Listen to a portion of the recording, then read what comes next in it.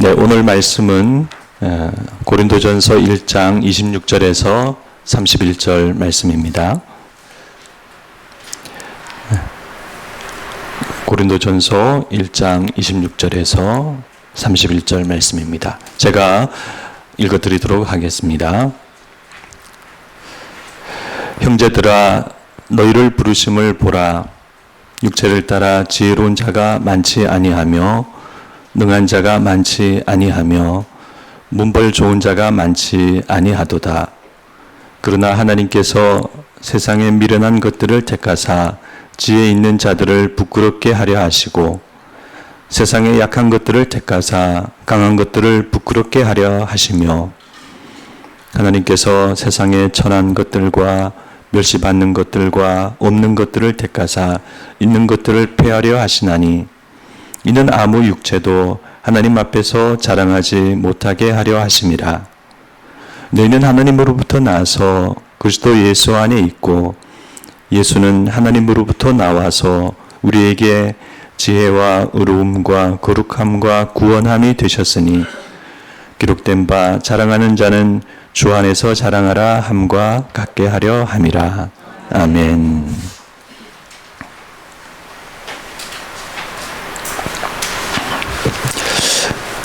네, 오늘 방금 읽은 이 말씀을 가지고 십자가의 도 두 번째 말씀, 하나님의 새로운 기준과 방법이라는 제목으로 말씀을 나누고자 합니다. 지난주일 말씀 전해주신 우리 이광무 목사님 설교 말씀에 감사를 드립니다. 목사님께서 설교 처음 시작하실 때에 조금 떨린다 이렇게 말씀을 하셨는데 자주 하시면 안 떨리시는데 자주 안 하셔서 이렇게 조금 떨리셨던 것 같습니다. 네, 그래서 유 목사님도 그렇고 자주 말씀을 전해주시면 감사하겠습니다. 네. 지난주 우리는 목사님 말씀을 통해서 우리가 예수님을 처음 만난 그때의 시간으로 돌아가서 은혜와 도전을 받았습니다. 오늘은 다시 우리 고린도 교회로 돌아오도록 하겠습니다. 고린도 교회는 지금 분쟁과 분파 가운데 있습니다. 이런 고린도 교회를 향해서 사도 바울은 예수 중심과 십자가 중심을 말씀했습니다. 교회는 예수님을 중심으로 한 한 몸이고 복음은 십자가를 중심으로 한 하나님의 새로운 말씀이라는 것입니다. 그리고 사도 바울은 십자가의 도가 무엇인지 말씀했습니다. 우리가 살펴본 바와 같이 이 십자가의 도라는 것은 어려운 말씀이 아니었습니다. 그러나 세상 속에서 세상의 지혜로 살아가는 사람들에게는 낯설고 미련하고 어리석게 보입니다. 자기 중심을 가지고 자기 지혜로 열심히 살아가는 세상 사람들에게는 어쩐지 와닿지 않습니다. 여러분, 유시민 씨를 잘 알고 계시죠? 저도 그분을 잘 알고 이전부터 그분이 쓴 책을 간간히 읽어보곤 했는데 최근에 그분이 쓴 문과남자의 과학공부라는 책을 읽어보게 되었습니다. 그분은 오늘 이 시대의 한 지식인이라고 할 수 있죠. 그런데 그분이 얼마 전부터 오늘날 과학의 새로운 지식에 많이 매료되었다고 합니다. 그래서 오늘날 과학의 새로운 그 지식으로 새롭게 세상과 종교와 자기 자신을 이해하고 바라본 내용을 그렇게 그 책으로 써냈습니다. 책을 읽으면서 저는 그분이 기독교와 또 성경에 대한 이해가 무척 높다는 것을 알 수 있었습니다. 그러나 자신은 기독교 신앙을 받아들이지 않는다고 말했습니다. 그래서 저는 책을 읽으면서 목사이기 때문에 여러 번 안타까운 마음이 들었습니다. 이 대목에서는 하나님을 찾을 법도 한데 여기에서는 정말 하나님을 인정하고 손을 내밀만 한데 그런 생각이 여러 번 들었습니다. 그러나 그분은 언제나 그런 두 갈래 길에서 하나님이 아니라 세상과 과학과 자기 자신을 선택했습니다. 그래서 그분은 비록 오늘날 과학이 말하는 내용대로 이 세상과 우주가 아무 목적이 없고 우리는 다만 유전자의 생존 기계와 같은 존재라 할지라도 의미가 없으므로 의미를 찾지 않고 스스로 삶에 따뜻한 의미를 부여하며 살아가겠노라고 말했습니다. 저는 그분이 어떤 순간에도 자기 자신에 대한 믿음과 생각을 놓지 않는다는 것을 느꼈습니다. 그렇게 자기 중심을 가지고 자기를 붙들고 살아가는 것, 그것이 꼭 나쁜 것만은 아니죠. 하나님을 거부하는 자기 중심은 나쁜 것이지만 하나님을 몰라서 자기 주체성을 가지고 살아가는 것은 나쁜 것이라기보다는 안타까운 것입니다. 불교도 그렇습니다. 불교는 이렇게 말합니다. 일체 유심조. 모든 것은 마음이 만든다. 모든 것은 마음에 달려있다. 불교는 어떻게 보면은 붙들 것이 우리 인간의 마음 하나밖에 없기 때문에 그것을 붙들고 있는 종교입니다. 그러니 얼마나 힘들까요? 그래서 순수 불교는 나쁜 것이 아니라 우리가 보기에 안타까운 것입니다. 일반의 우리 그리스도인들은 우리가 궁극적으로 붙들어야 할 것은 우리의 자기중심도 아니고 우리의 마음 하나도 아니고 우리가 붙들 것은 오직 하나님과 예수 그리스도인 줄 그렇게 우리는 알고 믿고 있습니다. 그래서 저는 유시민 씨를 개인적으로 좋아하기도 하고 그래서 더 안타까운 마음이 들었습니다. 동일한 무신론자였던 이효령 교수님은 노년에 신앙을 찾고 하나님을 찾았는데 아무쪼록 유시민 씨도 하나님을 꼭 찾게 되기를 바라봅니다. 이렇게 십자가 앞에 자기 자신을 내려놓고 자기의 죄를 고백하고 하나님을 믿는 일은 세상 사람에게 너무 낯선 진리입니다. 그러나 우리는 하나님의 은혜로 구원받았습니다. 그리고 세상 사람들과 다르게 십자가 복음의 그 진리를 따라서 하나님의 능력과 지혜로 지금 살아가고 있습니다. 이와 같은 하나님의 능력과 지혜가 우리 성도님들의 삶에 더욱 깊이 나타나시기를 소망합니다. 이제 오늘 본문은 십자가의 도에 대한 두 번째 말씀입니다. 십자가의 도에 대한 첫 번째 말씀인 앞에 있는 본문 말씀이 십자가의 도가 우리 삶에 어떻게 하나님의 능력과 지혜가 되는지 말씀했다고 하면 오늘 본문인 십자가의 도에 대한 두 번째 말씀은 십자가의 도가 우리 삶에 어떻게 하나님의 새로운 기준과 방법이 되는지 그 내용을 말씀하고 있습니다. 먼저 사도 바울은 오늘 본문 첫 말씀인 26절에서 세상의 기준과 방법에 대해서 말씀합니다. 형제들아 너희의 부르심을 보라. 육체를 따라 지혜로운 자가 많지 아니하며 능한 자가 많지 아니하며 문벌 좋은 자가 많지 아니하도다. 사도 바울은 여기서 세 가지 세상의 기준과 방법을 말씀합니다. 지혜로운 자, 능한 자, 문벌 좋은 자. 고대 그리스 로마 사회에서 한 사람의 가치는 그가 받은 교육과 지식, 그리고 그가 가진 부유함과 권력, 그리고 그가 속한 가문과 신분으로 결정되었습니다. 이 세 가지 기준은 세 가지 기준인과 동시에 그것을 추구하며 살아가는 것이기 때문에 세 가지 삶의 방법이 됩니다. 다 많은 교육과 지식을 받으려고 하고 다 큰 권력과 부를 얻으려고 하고 다 훌륭한 가문과 신분을 갖고자 하는 것입니다. 세상을 살아가는 이와 같은 세 가지 기준과 방법은 오늘날에도 마찬가지입니다. 사람들은 다 좋은 대학을 가고 또 유학을 가고 박사 학위를 받고자 합니다. 학벌이 좋으면 아시는 바와 같이 어디 가도 좋은 대접을 받습니다.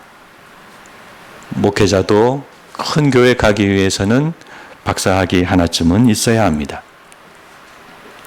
또 사람들은 사회적으로 성공하고 부유해지고 좋은 곳에 살고자 합니다.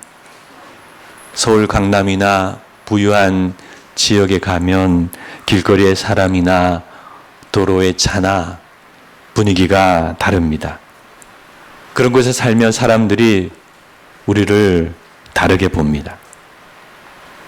또 사람들은 자신의 신분이나 배경이나 가문을 높이려고 노력하고 있습니다.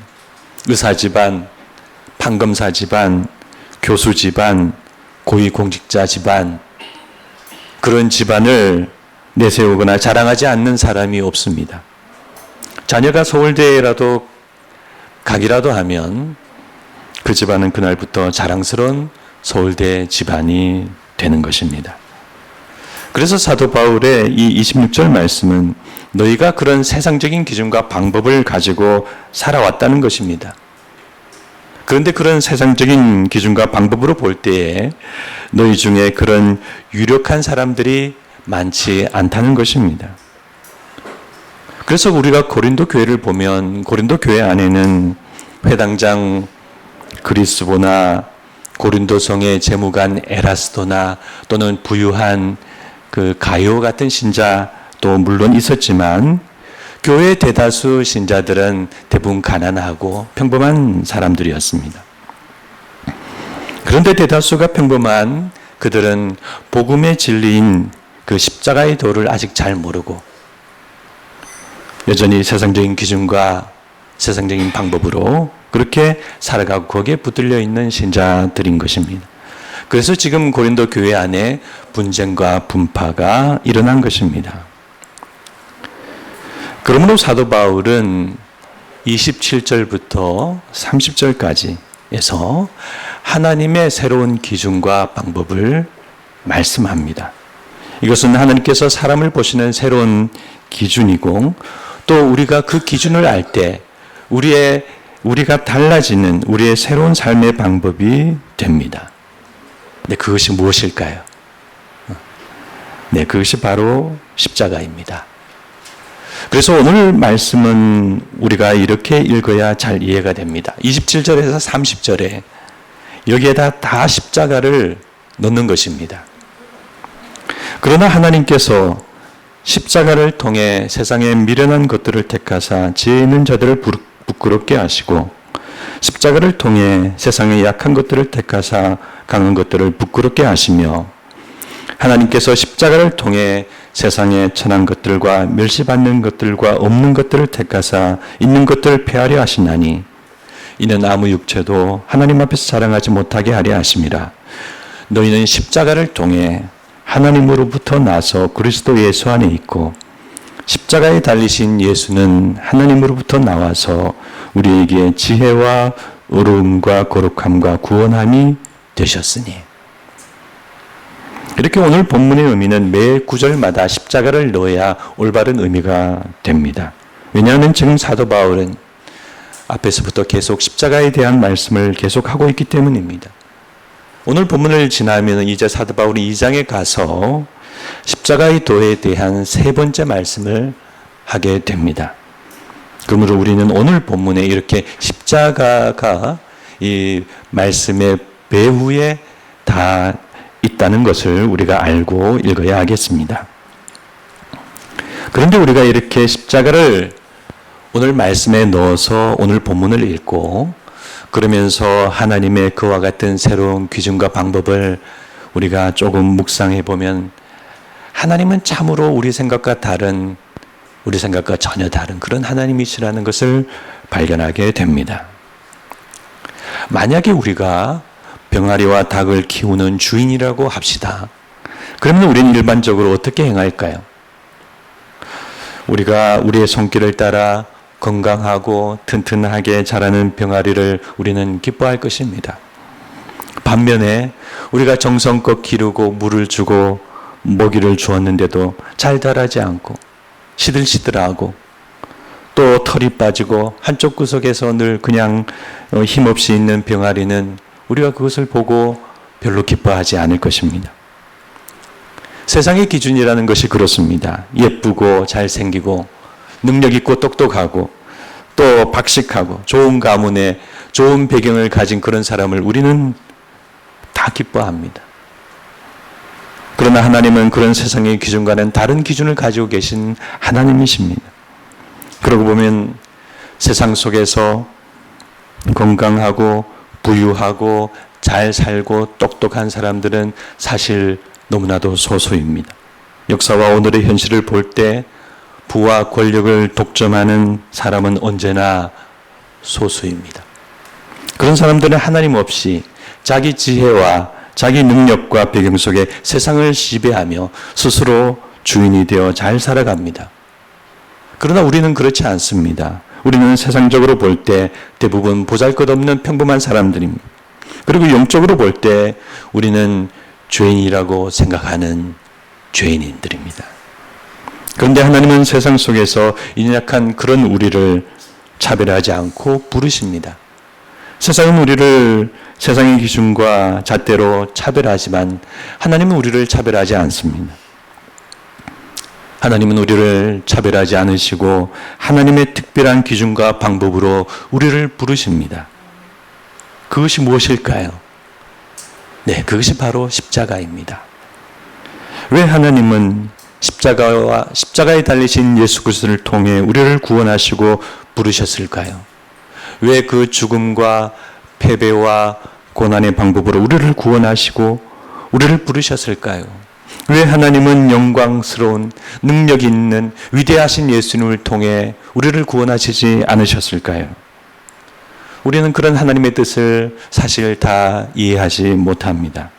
그러나 분명한 것은 온 우주를 창조하시고 지금도 이 우주를 주관하시는 능력의 하나님이 우리 생각과 다르게 자기 아들을 십자가에 내어주시는 그 죽음과 패배와 고난의 방법으로 우리를 구원하시기를 기뻐하셨다는 사실입니다. 그러므로 십자가와 십자가에 달리신 예수 그리스도는 하나님의 특별한 구원의 방법이자 하나님의 특별한 자기 계시입니다. 그것은 하나님이 어떤 분이신지, 어떤 기준을 가지시는지, 어떻게 일하는 분이신지 우리에게 말씀하는 사실입니다. 그래서 하나님은 이런 하나님이십니다. 하나님은 십자가를 받아들인 사람을 구원하시는 하나님이십니다. 하나님은 십자가를 통과하는 사람을 사랑하시는 하나님이십니다. 하나님은 십자가를 통해 세상과 다른 삶의 기준과 방법으로 그렇게 살아가는 사람을 기뻐하시는 하나님이십니다. 하나님은 십자가를 통해 세상의 교만과 자기 중심과 자기 지혜를 무너뜨리는 하나님이십니다. 그래서 아무 육체도 하나님 앞에 자랑하지 못하게 하시는 하나님이십니다. 그러므로 우리는 이 십자가라고 하는 하나님의 구원과 자기 계시와 하나님의 그 새로운 기준과 방법을 깊이 이해하는 신자가 되어야 하겠습니다. 그래서 우리는 십자가를 통해 구원을 받고 십자가를 통해 하나님을 알고 십자가를 통해 이 세상을 새롭게 살아가는 신자가 되어야 합니다. 이렇게 사도 바울은 고린도 교회 분쟁과 분파 문제에 대해서 십자가의 도를 말씀하고 있습니다. 하나님의 기준과 새로운 방법인 이 십자가의 도를 참으로 믿는 신자라면 분쟁과 분파라는 것은 너무나도 하나님의 뜻과 맞지 않은 세상적인 일이라는 것을 발견하게 될 것입니다. 그런데 감히 제 생각에 사도 바울의 이와 같은 말씀은 이 문제에 대한 말씀치고는 너무나 고차원적인 말씀 같습니다. 분쟁과 분파 문제와 관련해 이렇게까지 깊이 십자가의 도를 말씀할 필요가 있을까 그런 생각이 듭니다. 그러나 성령님께서는 사도 바울을 통해 이 말씀을 고린도 교회에 주셨고 또 오늘날 우리들에게도 이 말씀을 주고 계십니다.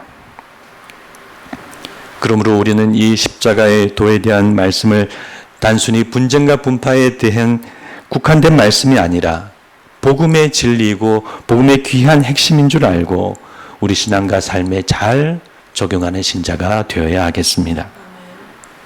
그러면 우리는 하나님의 자기 계시이기도 하고 새로운 기준과 방법이기도 한 이와 같은 십자가의 도를 우리 삶에 어떻게 잘 적용할 수 있을까요?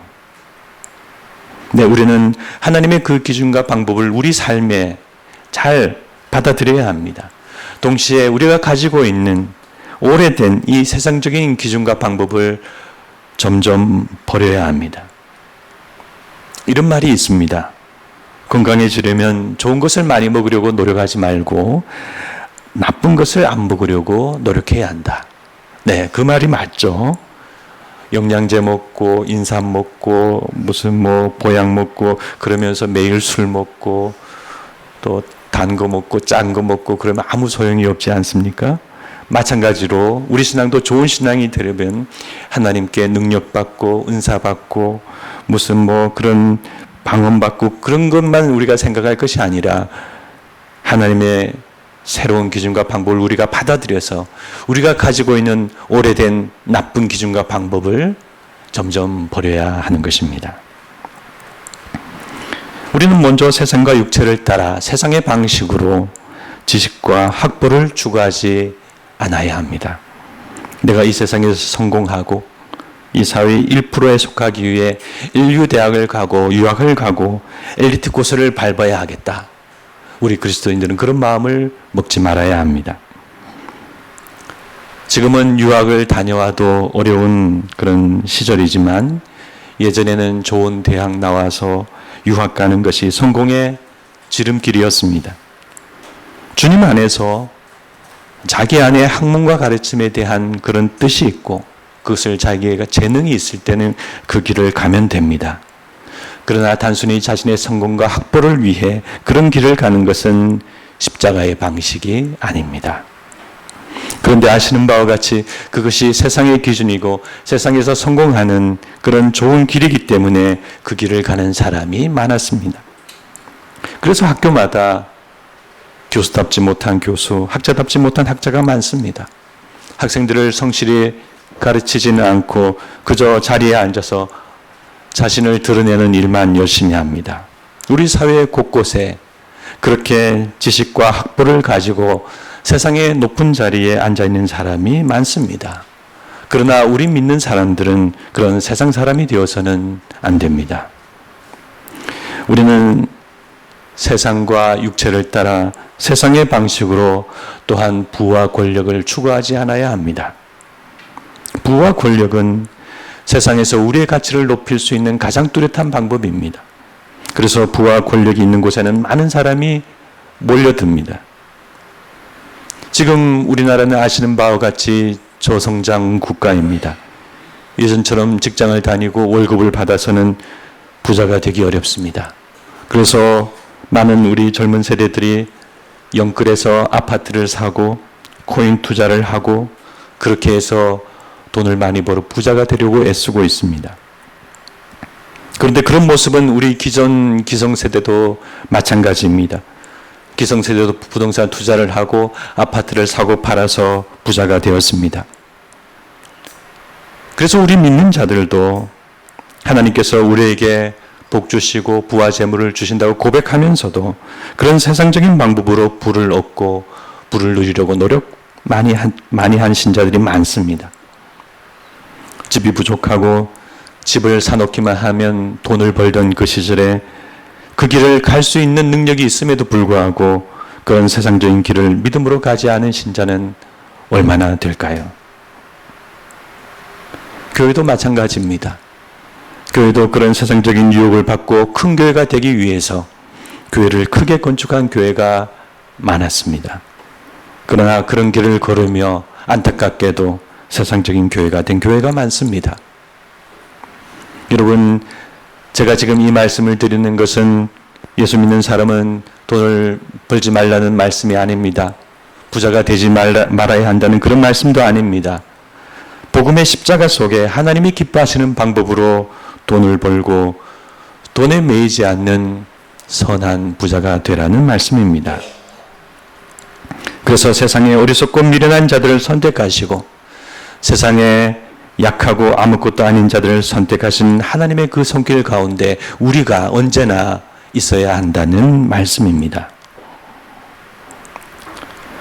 올해 초에 한 방송 프로그램에 유아용 매트를 만드는 한 기업의 안타까운 사연이 방송되었습니다. 업계 1위였던 그 기업은 어느 날 자사매트에서 유해 물질이 나온다는 민원 고발과 이어진 비방과 악성 댓글로 한순간 무너지고 말았습니다. 매출은 10분의 1 토막이 되고 거의 망하게 되었습니다. 직원들은 몇 명 남지 않고 다 떠나야 했습니다. 그런데 그 고발과 악성 댓글을 주도한 곳이 수사를 통해 밝혀졌습니다. 그곳은 바로 동종업계 2위로 있던 기업이었습니다. 그 2위 기업의 대표는 수개월에 걸쳐 아주 조직적으로 그 일을 주도했습니다. 그런데 놀라운 것은 그 2위 기업의 대표가 침례교단의 한 대형 교회 해외 선교팀장을 맡고 있는 신자라는 사실입니다. 직분은 장로에 해당하는 안수 집사인 것 같습니다. 침례교단은 장로가 없을 때가 있거든요. 안수 집사님이 장로님입니다. 그분은 담임 목회자와 동행하여 아프리카 해외 선교를 갔어서 그 일을 계속 점검하고 지시했습니다. 참 놀라운 일이죠. 그렇게 큰 교회 가장 중심에 그렇게 전국을 다니고 해외 선교를 다니는 열정과 영성 있는 목회자 곁에, 바로 곁에 그렇게 세상 사람보다 더 악하고 아무 죄의식이 없는 그런 신자가 있다니 참으로 놀랍습니다. 그렇게 해서 그 기업은 업계 1위가 되었고 지금도 업계 1위를 유지하고 있다고 합니다. 그러나 하나님께서 그런 방법으로 세상 속에서 강하게 되고 높아진 그분과 그분의 사업을 기뻐하실까요? 그러므로 우리는 세상 속에서 세상적인 기준과 방법으로 부를 추구해서는 안 됩니다.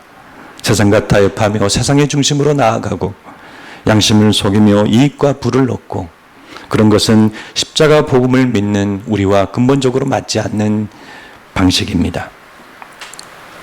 우리는 부와 물질을 넘어서 하나님께서 우리에게 복 주실 것을 기대하며 기꺼이 필요하다면 세상의 가장자리로 가는 그런 깨끗한 사람이 되어야 합니다.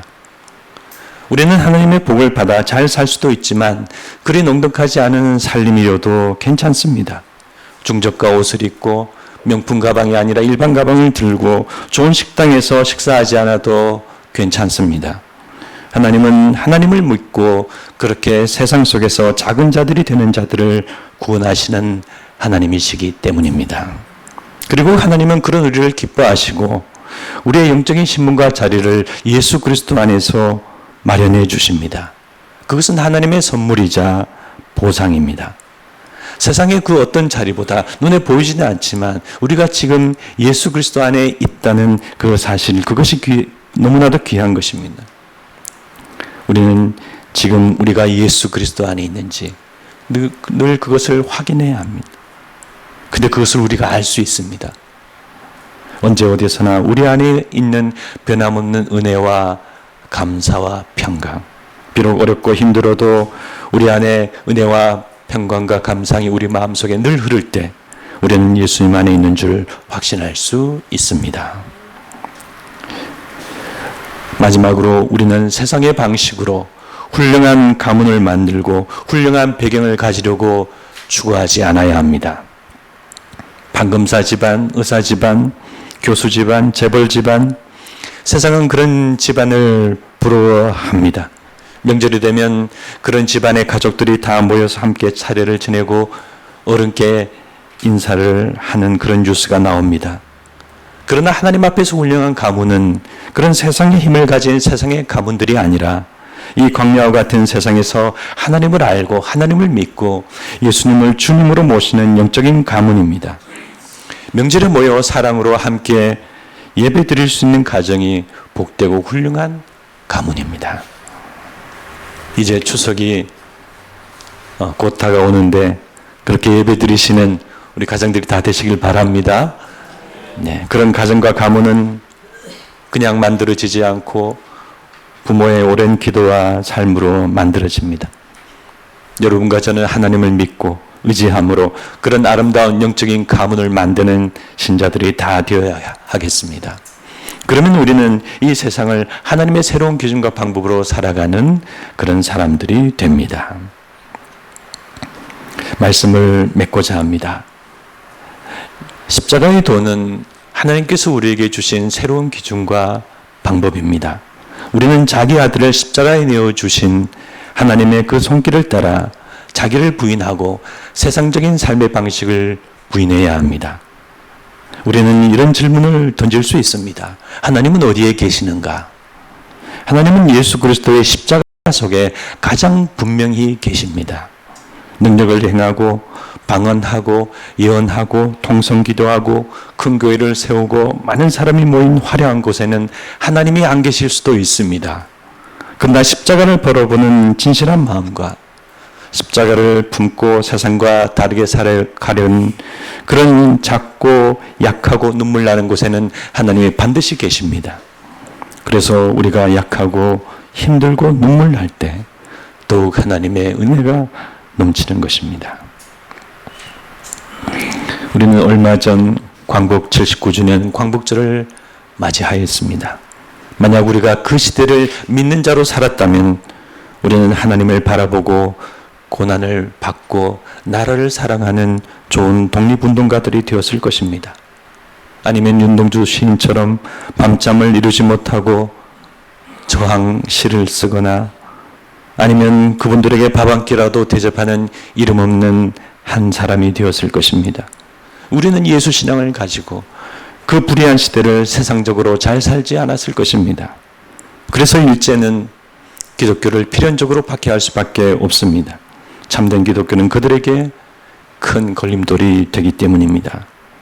그러므로 우리는 오늘날에도 동일하게 이 불의한 세상 속에서 잘 되기를 바라지 말고 하나님의 새로운 기준과 방법으로 의롭고 올바르게 살기를 늘 기도하고 바라야 하겠습니다. 아무쪼록 십자가의 도와 십자가의 예수 그리스도를 믿는 믿음으로 세상과 다른 길을 용감하게 걸어가시는 우리 모든 성도님들이 되시기를 주님의 이름으로 부탁드립니다. 우리 같이 한번